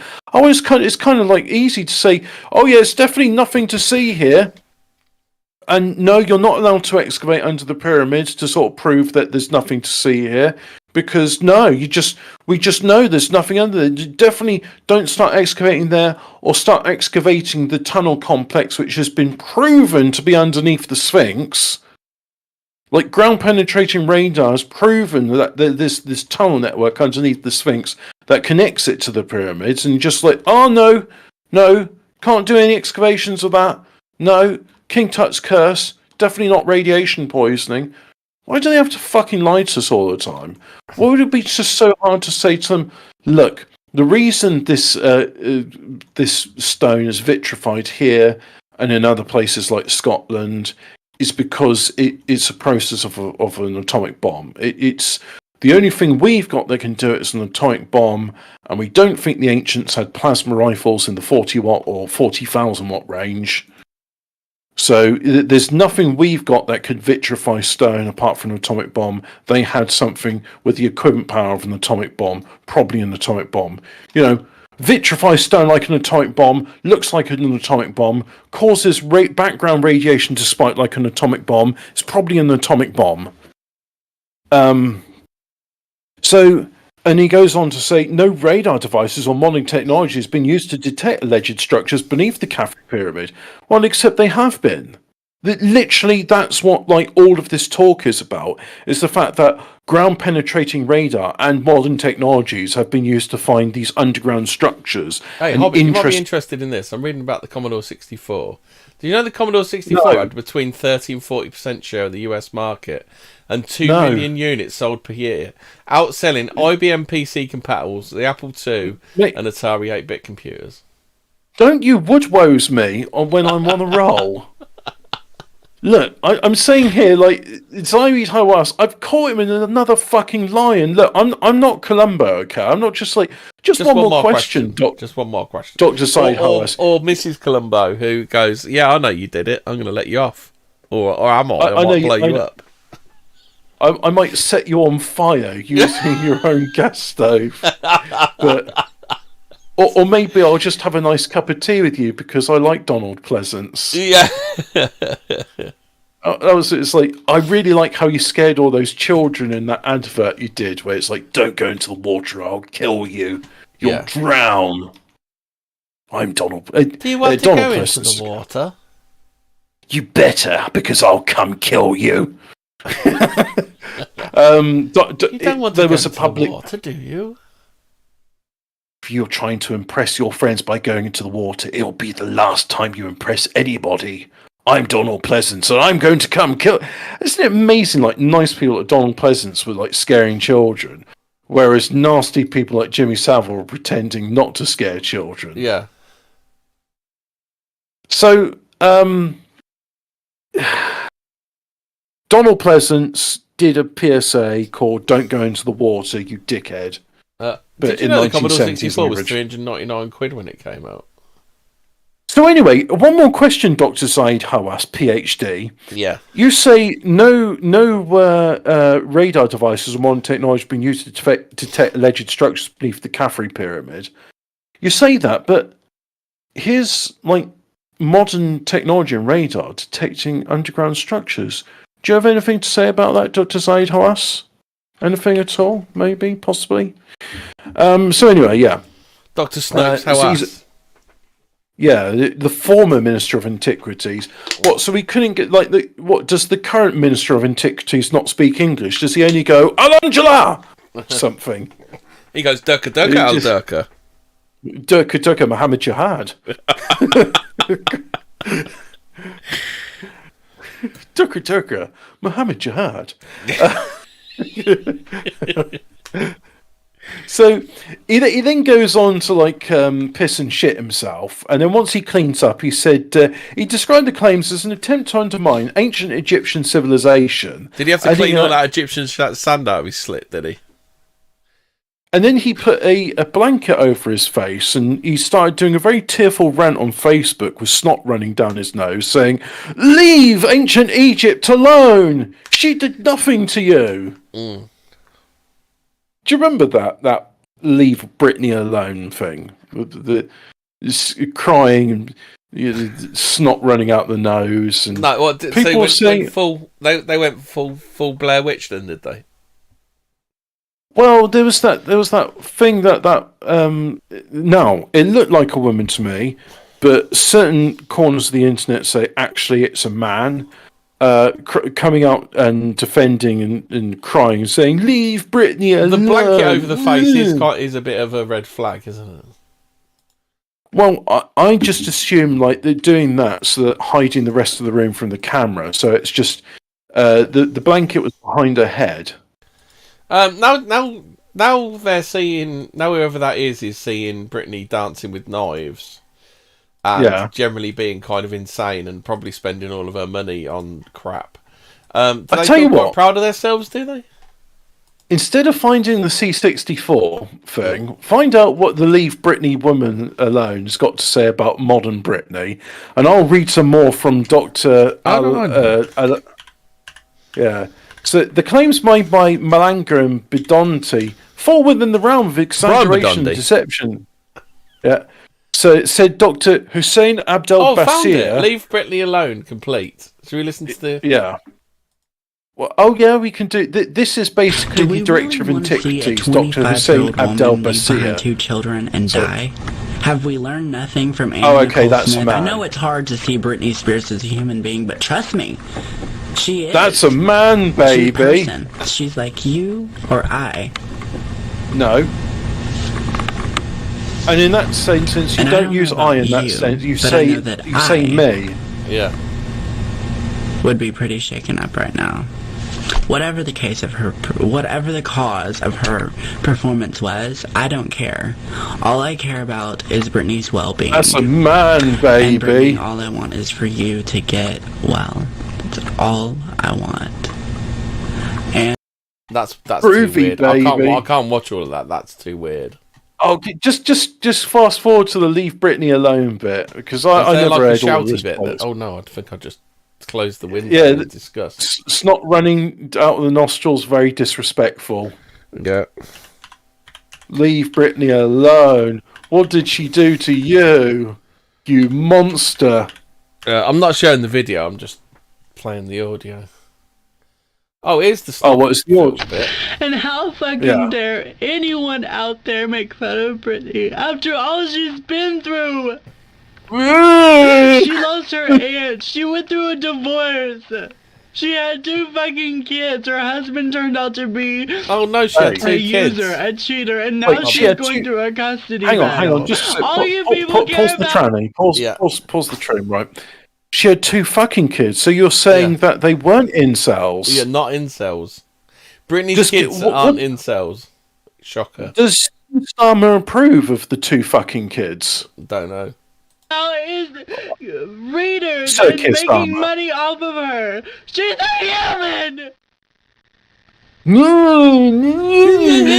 you don't realize is that Britney's making you all this money, and all you do is write a bunch of crap about her. That's how they make the money, Boshika. Well, writing all the crap. And anyway, this sidebar's gone on long enough. I'll bet. You're filibuster in Hobbit. I'm not. I want to carry on with talking about Dr. Hussein Abdel Basir saying. Well, it's your fault because you started talking about the mummy, and then one of the sidebars was a mummy game, and then I looked in the mummy game, and it was on the Commodore 64, and then I went down to the Commodore 64. Wait. The Woodwoses have got you hooked with a mummy game. It's the Curse of King Tut all again. Yeah, that's what the game's called, I think. You're playing the Curse of King Tut, yeah. So the details they announced could not have been detected using such methods, remarked Hawass. Oh, yeah, because you're just such an expert on radar. Is the mummy's curse different to the gypsy's curse? Gypsy's kiss, that's what I'm thinking of. Sealed with a kiss. No, gypsy's kiss. You know what gypsy kiss is, don't you? Yes, it's when you're so brassic lint that you piss in the sink. Yeah. Oh, is 3, 4. I don't know. I'm just trying to put some rhyming slang together. Was it where you were pissing in the sink? Ian was right about you pissing in the sink. Do you piss in the sink while you play Doom? I'll have you guys know that if God didn't want us to piss in the sink, he wouldn't have made it cock level. He wouldn't have made it flushable. I'm a hobbit, right? I'm only 4 foot tall. So anybody that doesn't piss in the sink, they're just coping because they can't do it. Yeah. So anyway, he's saying that he knows all this stuff about radar and such. Yeah. But I don't think he does. I don't actually think he's the so-called expert on the stuff that he is, because I think there's a load of other people that said he's a big fraud and he's a dum-dum and such, but I can't be bothered. Oh, Dr. Hawass Mohammed Jibjab bin Jahabing. Mohammed Giblets, brains, pork. We can't say what a West Country delicacy is. Yeah, I was just thinking the pork meatballs that are a delicacy of the West Country and whose name we're not allowed to say on YouTube because, because Actually, I think we can get away with saying about West Country, but because we're not monetized. It's a delicacy, isn't it? But I'm not going to do it because, I still want a response from, what's his name, Sir Keir Starmer, about leave Britney's children alone, the fucking kids. Yeah. So, what does he say? The details they announced cannot be detected using such methods. The researchers also think the finds is the mythical halls of Menti and the Hall of Records, legendary chambers said to contain lost knowledge of ancient Egypt. Project spokesperson Nicole that's a woman then. Spokeswoman Nicole Sicocolo, I'm good at Italian names, described a strong correlation between the detected structures and these ancient legends, particularly those associated with the god Thoth. In the days following the announcement, the debate gained further attention as Florida Congresswoman Anna Paulina Luna, that's too many names, shared a post about the find. Is it like, are they just pretending to be the new Rome, where they've got to have like Marcus Aurelius Venatius and you've got to have the three barrel names? Well, they're Latin Americans, aren't they, Hobbit? So you've answered your own question. Oh, yeah, they are. Shared a post about the findings on the X page, which is the social media site formerly known as Twitter. Are we not allowed to dead name Twitter? Is that why? I don't know. I'm going to carry on calling it Twitter. She'll always be Twitter in my eyes. Yeah. Scrutiny has been directed at Professor Malanga's background. By any other name would still smell as sweet, I bet. Yeah, and still get banned for the hate speech. So a Twitter thing. Scrutiny is projected Professor Malanga's background, citing how big are her tits really, and if they're real. With critics highlighting his reputation. Oh, Malanga is a man. His reputation as a ufologist, known for appearing on programs discussing extraterrestrial life. Ufologist. I think it's pronounced WAP. The team also introduced a controversial new dating theory, proposing that some of the discovered formations could be as old as... dating theory? Are we back to Andrew Tate and the incels? Yeah. But this dating theory says that the pyramids are actually 38,000 years old. Malanga suggesting that the underground network might predate the pyramids by tens of thousands of years, implying the presence of an advanced civilization long before the traditionally accepted origins of ancient Egypt. The researchers link these ideas to references in ancient Egyptian texts, which they argue may document real pre-dynastic events often dismissed as myth. Much of the academic community remains sceptical. Experts challenge claims that researchers have achieved 85% certainty in their findings. That's just a recap of the last show. So, Project Sunbeam, we touched on it earlier, and I want to find out a bit about it. So, we have... We've got 25 minutes left of it. Yeah, that's enough time to talk about Project Sunbeam, but... Is it? Where is it? Where is this Project Sunbeam stuff? It's in here somewhere. Is it in the 14 Words Telegram chat? Because no, you put it in here somewhere. Yeah. So PDF, the chess map. It's a PDF. Daz with dialogue tablets. It's a PDF file. Isn't it? A PDF file. Yeah. Oh, that's an image. Oh yeah, that's the stuff they use to cite this image. There, CIA.gov reading room. Oh yeah, here we go. Project Sunbeam PDF. There we go. Yeah. It's not got a preview on it. So Project Sunstreak, that's what it's called. So this is from the CIA reading room, and description: psychoenergetics. Project Sunstreak deals with the use of psychoenergetics in the collection of intelligence information. Ah, right, okay. So the reason this pertains to the pyramids is in the same week where we had the underground structures of the pyramids coming to light, we also had talk of the Ark of the Covenant being discovered, and it's radioactive. It's horrifically radioactive. And back in, I think it was the 80s, the CIA were using... the CIA had top men looking after it, didn't they? Top men. Yeah, they would use remote viewing to see where it was. And remote viewing, by the way, it is very woo-woo. Wasn't Uri Geller involved in that? Uri Geller was not in the target location at the time. But yeah, I believe James Randi said he was. I know, but James Randi says a lot of stuff. But when James Randi was liar, we can say that now he's dead. When James Randi was asked for comment, he says, "Oh my God, I'm burning in hell right next to Susan Wojcicki. It really sucks. And her son. Why was I Satanist? And her son. We're all burning together. Jesus isn't here." But as according to his beliefs of Satanism. Yeah. Now, so you see, the remote viewing, very woo-woo, very Fortean. And it's just like, yeah, hey guys, can you just imagine where these things are? And then they begin to see it. So it's kind of like a sort of guided meditation, and you can start to see stuff. Oh, speaking of which, you remember I told you that dream about the assassin a few days ago? Right, Here's the weird bit about it, right? This wasn't me like practicing any lucid dreaming techniques beforehand. Literally, I just thought, oh, you know what? I read something about the CIA using energy, focusing on colours to try and heal the body and stuff. I'm just going to like focus on the colour yellow before I sleep. So I started thinking about daffodils and yellow tiles that I've seen on holiday, and Macintosh coats, and just various sort of yellow objects came to mind. And then I very quickly fell asleep. And then it was a very sort of very unusual for me in that I was waking up, but then I was immediately going back to sleep.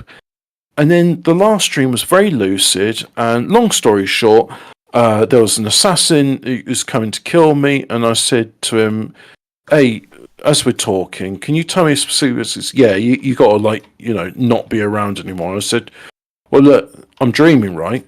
So if you just wait an hour, I will cease to be, and then you'll have done your job." And it's like, "Can you be patient and wait an hour?" He says, "Yeah, I've got nothing better to do." So it's right.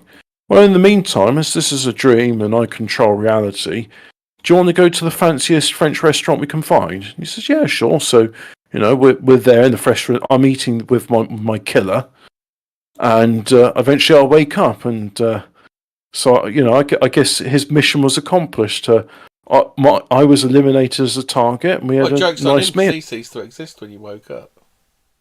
But do dreams cease to exist when you wake up? Yes.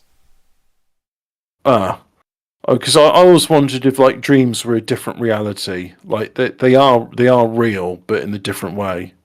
But anyway, the point I mentioned about that is, again, I'm not someone that practices meditation. I can't do it. But in this case, I literally just thought, you know what? Before I go to sleep, I'll just start thinking about the colour yellow.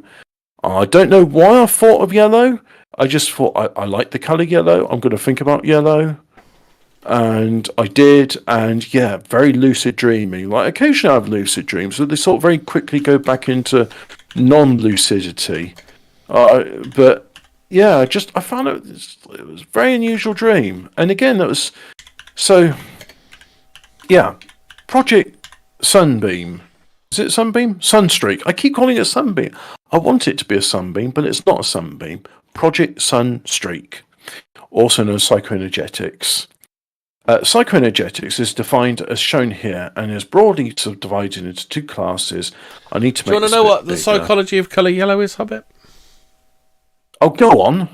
The psychology of the colour yellow. It's colour yellow. It's obviously colour. Don't forget, there's the Great U strike in the Great U shortage in America.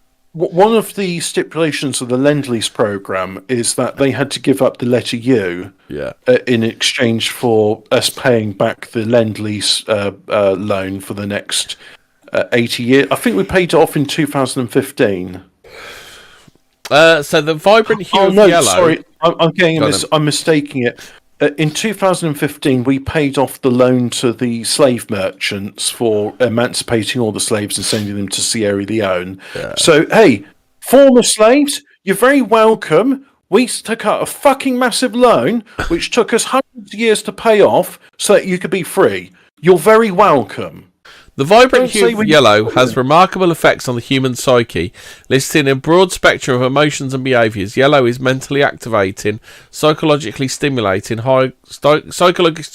psychologically stimulating higher cognition, creativity, and feelings of optimism. However, in excess, it can overstimulate, resulting in anxiety impulses. So don't over OD on yellow, Hobbit. Don't do too much yellow. Yeah. Yellow sharpens analytic thinking and decision making by muting subjective emotions, but this lack of empathy can become extreme logic at the expense of compassion. Cheerful yellow tones. Go on then. They're saying that, but I had empathy for my killer. You know, I could have just like lucid dreamed him like not being alive in a number of ways, being unalive. But instead of yes, let's use the TikTok term because we're fucking Zoomer cancer. Yeah. But instead, I just said, "Hey, do you fancy having a slap-up meal? You might as well get paid to have lunch on the job." So cheerful yellow tones uplift moods and self-esteem, but the brightness can be abrasive or convey dishonesty in certain contexts. People tend to extrovert more around yellow. Thus, yellow... Did you get your knob out in front of him, Hobbit? What? No. People tend to extrovert more around yellow. Thus, yellow has widespread influence over psychological states, subtly shifting attitudes, performance, perceptions of self and others, cognition processes, arousal levels, and social tendencies in mostly positive yet occasionally concerning ways. Understanding yellow's variable fucking hell, this is garbage. Look, I don't want to... This is better. Intellect. Yellow is mentally stimulating and improves functions like memory analysis and problem solving. It promotes higher cognitive performance and activates an inquisitive, knowledge-seeking state of mind. Yellow sparks intellectual engagement psychologically. Right, so I'm sorry to Snopes you on this, but I think what they're doing is just throwing a whole bunch of shit at the wall in the hope something sticks, because none of that do they describe. If you start thinking about yellow before you go to sleep, you'll lucid dream and you'll reach a sensible, non-violent compromise with someone who wishes to unalive you. Oh, you go. How about WikiHow? Is that better? So colour yellow is closely associated with joy, optimism, and vitality. Sometimes used to treat depression, as it can inspire happiness just by looking at it. Well, all right, okay. But these none of these reasons are why I was thinking about the colour yellow. By the way, yeah, I just wondered whether there was a meaning behind it, but none of these kind of back it up. It was just it was just a spontaneous thing of I'm going to start thinking about the colour yellow just before I go to sleep, and it was it's an experiment. I wanted to try it out. Because I thought it would be interesting. There's a swatch with different kinds of yellow, and one of them's called safety yellow. Do they mean like high vis yellow? No, it's not high vis yellow. It's just like a dark. It's more like caterpillar yellow. You know, caterpillar as in the vehicle. The vehicle. Yeah, the vehicle. I know all about vehicles and cruisers. Police cruiser. Anyway, we really need to get... We've called the episode Project Sunbeam and we're not even started yet. Can you help me here? Right, I've posted it right at the bottom of the link, so it's the newest link. Oh, I found it. I've got it open. I was going to say, read a bit of it for me. There's a lot of talk about psychoenergetics. Yeah, which is that's the big people term for remote viewing. Yeah. Oh, there's a redacted bit here. Psychic impressions included detailed, accurate information, some of which was previously unreported about redacted. These psychic impressions were confirmed by Humint and National Technical Resources. So is Humint some sort of like something intelligence? I'm going to assume that means like a human that tastes of mint, because they're actually cooking people. Yeah, they're cooking people, and they wanted an after dinner mint. Is that what Jared Taylor eats? Humans. Yes. But what are you saying? He's a cannibal? What I'm saying is that they wanted their after-dinner mince, but they also wanted to be cannibalistic about it. So that's why the after-dinner mince said Maria. are people. They said, Maria Abramovich, can you knock us up some humans? We want humans that are minced up that taste like mince. Humans. Remote viewing is a term conceived at SRI. So that's what's SRI? Hobbit. That's Strategic Research Institute. I think that might be it. But adopted as the method preferred over other methods such as mental telepathy, ESP, and psychokinesis. So they're saying actually separate from those things.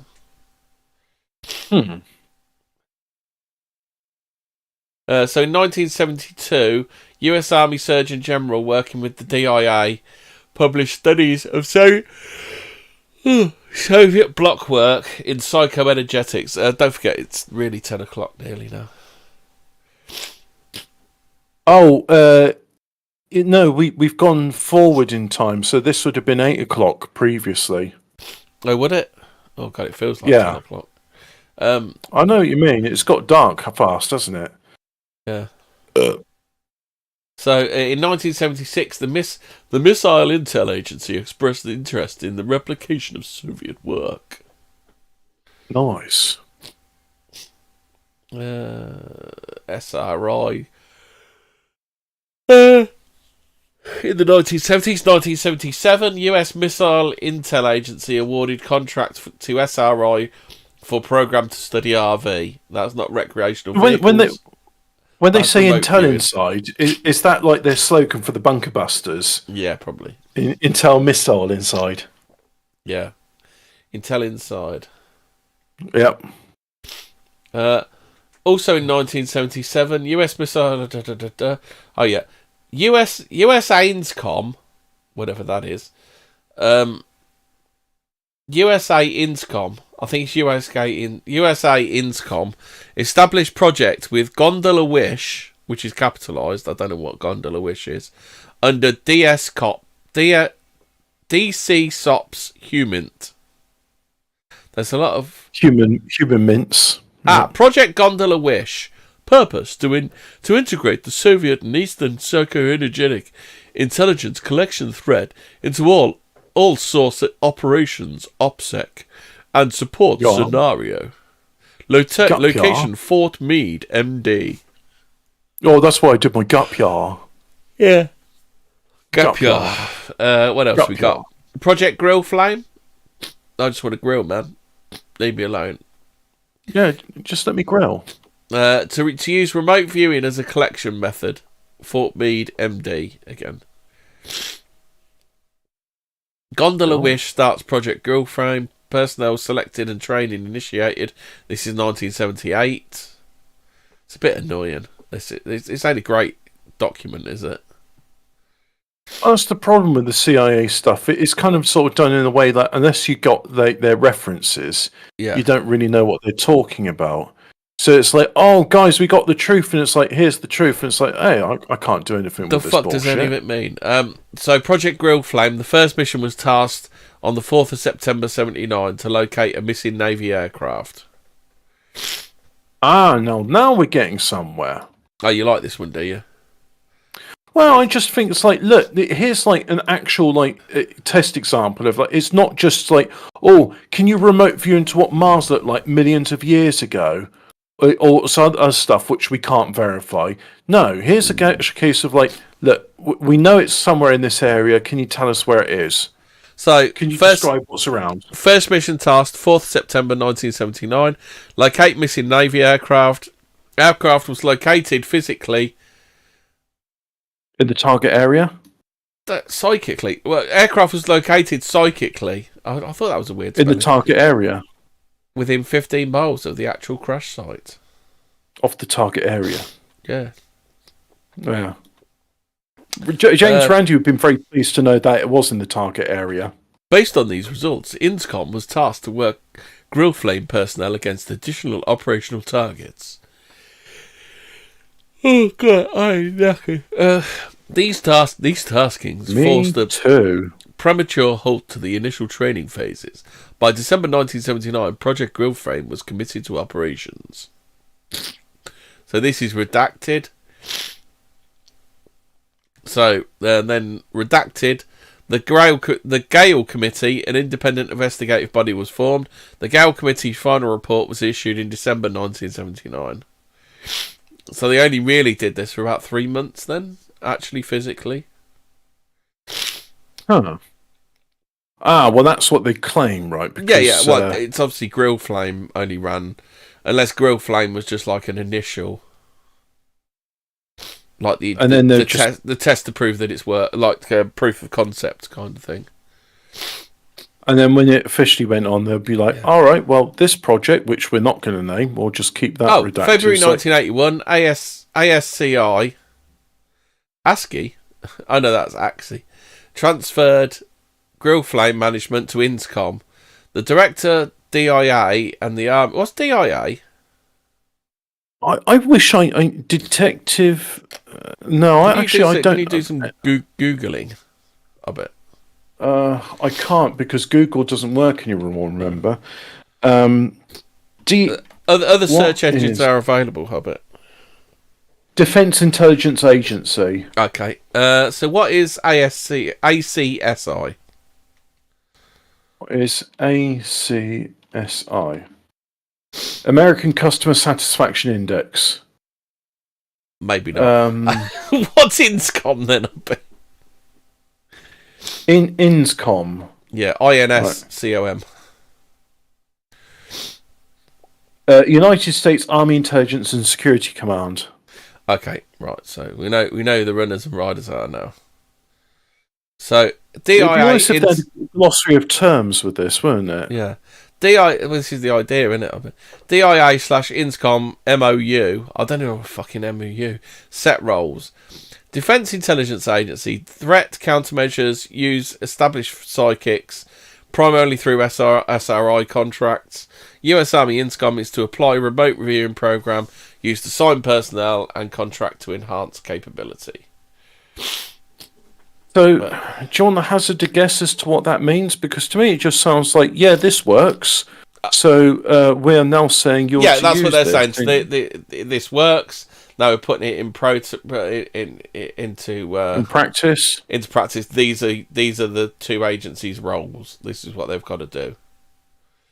Oh, don't we want to use that term that communist fart sniffer uses? Put it into praxis. Yeah, praxis. Yeah, put it into praxis. I'm just about to put a praxis into my chair. Budget subcommittee action. It's like, it's so annoying. It's the problem with reading this sort of stuff. That's why I thought we'd leave it to the end, because it's just the way it's written. It's designed to suck any joy out from your life, that's why it's making me yawn. Well, that's why I said I didn't. I was happy of the woodwosing in this episode because if this is your first episode, I would really like to reference you to listen to the Woodwoes episode. It was one of our best ones. Shark Science. Well, yeah, Shark Science is a very good one, but you're woodwosing here. I really want people to listen to the Woodwoes episode where we talk about the strange cryptic creatures of the British Isles known as Woodwoes. And then we discovered a Fortean phenomenon that happens when you try and discuss the Woodwoses, where the Woodwoses won't let you. So we found out ourselves a very own Fortean thing, and we are being woodwosed on the subject of remote viewing because it's very boring to talk about, even though it's very interesting. So what this one here says. So they keep. INSCOM terminated formal involvement with Grillflame at the end of 1982, but maintained its momentum of effort by direction of blah blah blah. So they changed it. So they changed it and called it Centre Lane instead. I'd like to bring your attention to the fact we've got another 5 minutes left in this. Do you want to carry on with this really boring CIA thing where they've sucked out? Well, I was going to say, do you want to do this thing where they've sucked out all the joy in the report, or do you want to talk a bit about near-death experiences? Because I've got about 5 minutes of material there. We've done it. We did near-death experiences, so this is a... but there's more stuff on near-death experiences. Then. Yeah. So, well, there's always new information that comes to light in our show, and the audience discovers things when we do. So, near-death experiences. It's there's an article that came up recently. Just to stop you quick, there's a thing here. A man from Australia could serve 10 years in prison due to his efforts to acquire some rather questionable materials. What he's been doing is he's trying to collect all elements of the periodic table. You know about this one? And then when he obtained some plutonium, they were like, "So, why do you have plutonium?" And he was like, "Oh, I got bored, mate. I wanted some plutonium. Just waiting for mate. Just waiting for mate. Oh, yeah, he's a Lebanese. No, he's Libyan. You see, just waiting for a Libyan mate. Just do some plutonium and some plutonium is great. So anyway, near-death experience. Long story short, suicidal woman. She tries to kill herself, and she doesn't. But it comes very close. They don't. If you want to do it properly, you get a man to do it. There's a reason men are number one in the world at it, isn't there? Never trust a woman to do a man's job. So she flubbed it, but she was near death. So give credit where credit's due. She nearly killed herself, and then when she was there, she described what I can only describe this as hell. She was in a sea of nothingness. Negative ones. Do you remember we had merry hell trying to find some of the negative ones? The negative stories are really, really hard to find. I'm about to read one for you. That's what I was going to say about it. I was quite impressed because they're really hard to find. They don't come up all that often. She sort of described it as being like nothing and everything at the same time. She said you're packed in like absolutely pressed. You can't sit down. There's no room anywhere, even though it's just like empty nothingness. And you're surrounded by people, and everyone's screaming. They're all begging, like, "Oh, give me a second chance, please. I'll do anything. Just let me live again, please. Anything. I hate it here. Nothing works. There's just no relief, no respite whatsoever. Absolutely terrible." And it just goes on and on for eternity. I mean, it sounds a bit like life under a Labour government, really. It sounds a bit like waiting in traffic on the M25 and it's come to a complete stop. And but she said, amongst this, like, even though in the sea of nothing and where you're surrounded by everything, there was one thing towering above it all, which was this hideous dragon with multiple faces, each one more terrible than the other. Yeah. And it was just picking up these poor demented souls and devouring them whole. And you're dead then you become dragon poo. Don't know. Or maybe it's a fate worse than death. Who knows? It's hell, and it's something I don't like really to contemplate too much.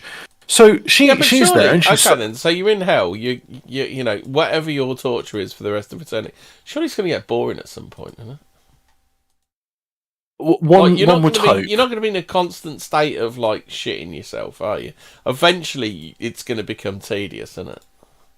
One would hope. But what if the tedium's the real torture? Yeah. Anyway, the real torture doesn't like kick in until after the first millennium.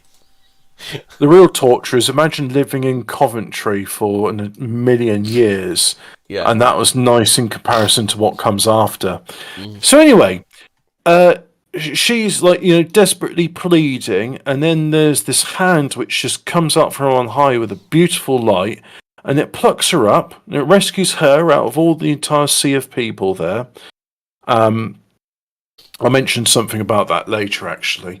And she comes to, and unfortunately, when she tried to kill herself, she did it by blowing her face off, and it didn't quite work. Well, that's the thing. She blew off her lower jaw. There's that campaign in America where the people who fail to do the job with a shotgun or whatever are actually, there's like a campaign where they're showing their face, showing what goes wrong when you don't do it properly. And she's one of them, and she's basically telling people, says, look, if you do this, and if you come back, you'll regret it for the rest of your life. So just don't. Yeah. And this was one near death. No, the thing is, just go, oh, well, that's just a woman. Dismiss it. Now, a more credible source on this was a neurologist. So somebody who actually understands like how the functioning of the brain. It's just, Hobbit, it's just chemicals in the brain. Yeah, bro. So he was, more of this bullshit can be found at Snopes.com. Now, he wrote a book called Worm's Eye View because he was in a coma for many years, and he described how he started off in this absolutely sort of terrible sort of state as like a worm, just like feeding on shit, and then he was crawling through, like going to bigger and vaster, more complicated forms of life, till he eventually became human, and then he regained his consciousness. And yeah, he did come to. It was a very, very, and it's called Worm's Eye View. I forget the name of the author, but it's there, and it's just the fact is that Worm's Eye View. Yeah, so there was this article published recently about near-death experiences, and I thought I'd use those two to mention it, and I'll just briefly... New viewers, like, for example, our new viewer earlier, new favourite channel, you can go back to our... I thought our near-death experience episode was quite good. Well, also, like one of the new viewers is my chap. Anyway, so Nature, they've done a big, long, boring article about it called A Neuroscientific Model for Near-Death Experiences. So it's in there. Yeah, but it's just neurochemicals, bro. It's just neurochemicals released, bro, to protect you, bro. It's just random synapses firing, bro. So near-death experiences are profound events often reported during life-threatening situations involving sensations like out-of-body experiences. I think when you're actually dead, I think it's kind of gone beyond life-threatening. Yeah, distorted time and feelings of peace. I've probably mentioned on my show my near-death experience, but anyway. So let's get back to it. A multidisciplinary team led by the University of Liège has proposed a unified neuroscientific model explaining the mechanism behind NDEs, drawing on converging empirical findings across neurobiology, psychology, and evolutionary theory. Nature reviews neurology introduced by the Neptune model, a framework integrating neurobiological, psychology. Yeah, they like using these terms over and over. This model synthesizes data from human and animal studies, psychedelic neuroscience, and neuroimaging, offering new insights into what happens during NDEs. NDE phenomenology includes a range of experiences. Just brain synapses, bro. It's just chemicals, bro. Yeah. Such as out-of-body experiences, which I've also experienced. Distorted time perception, which I've also experienced. Emotional calm. So we just experienced it with that Project Sunbeam, didn't we? Yeah. Life flashbacks. I think calm and boredom are two different things. Visions of bright lights, tunnels, or spiritual time distortion. Yeah. Visitations of bright lights, tunnels, or spiritual visitations. Physiological mechanisms, triggers, and neurotransmitter dynamics. The Neptune model identifies key physiological triggers for NDEs, including reduced cerebral blood flow, which leads to hypoxia, elevated carbon dioxide levels, cerebral acidosis. You just deoxygenate it, bro. You just need to breathe, bro. Yeah, and ATP depletion.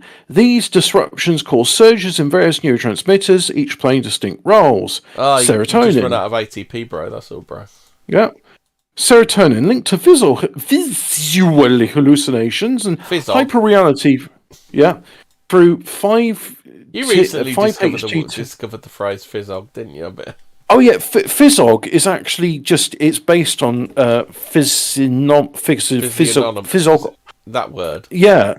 Yeah, so physog is easier to say than physiognomy. And so when I was saying thinking I'm being like clever doing a malapropism saying physiognomy, it's like actually no, you're using the simplified term. Anyway, physog and physio. So anyway, dopamine enhances emotional salience and contributing to the intensity of experiences. Noradrenaline and acetylcholine involved in memory encoding explain life flashbacks often reported. GABA and endorphins induce calming sensation, aligning with feelings of peace and emotional calm. These findings suggest that NDEs are not merely psychological, but are deeply rooted in physiological changes during critical moments, such as cardiac arrest or severe hypoxia. So there you go. It's just neurochemistry, bro. Yeah. It's just neurochemistry.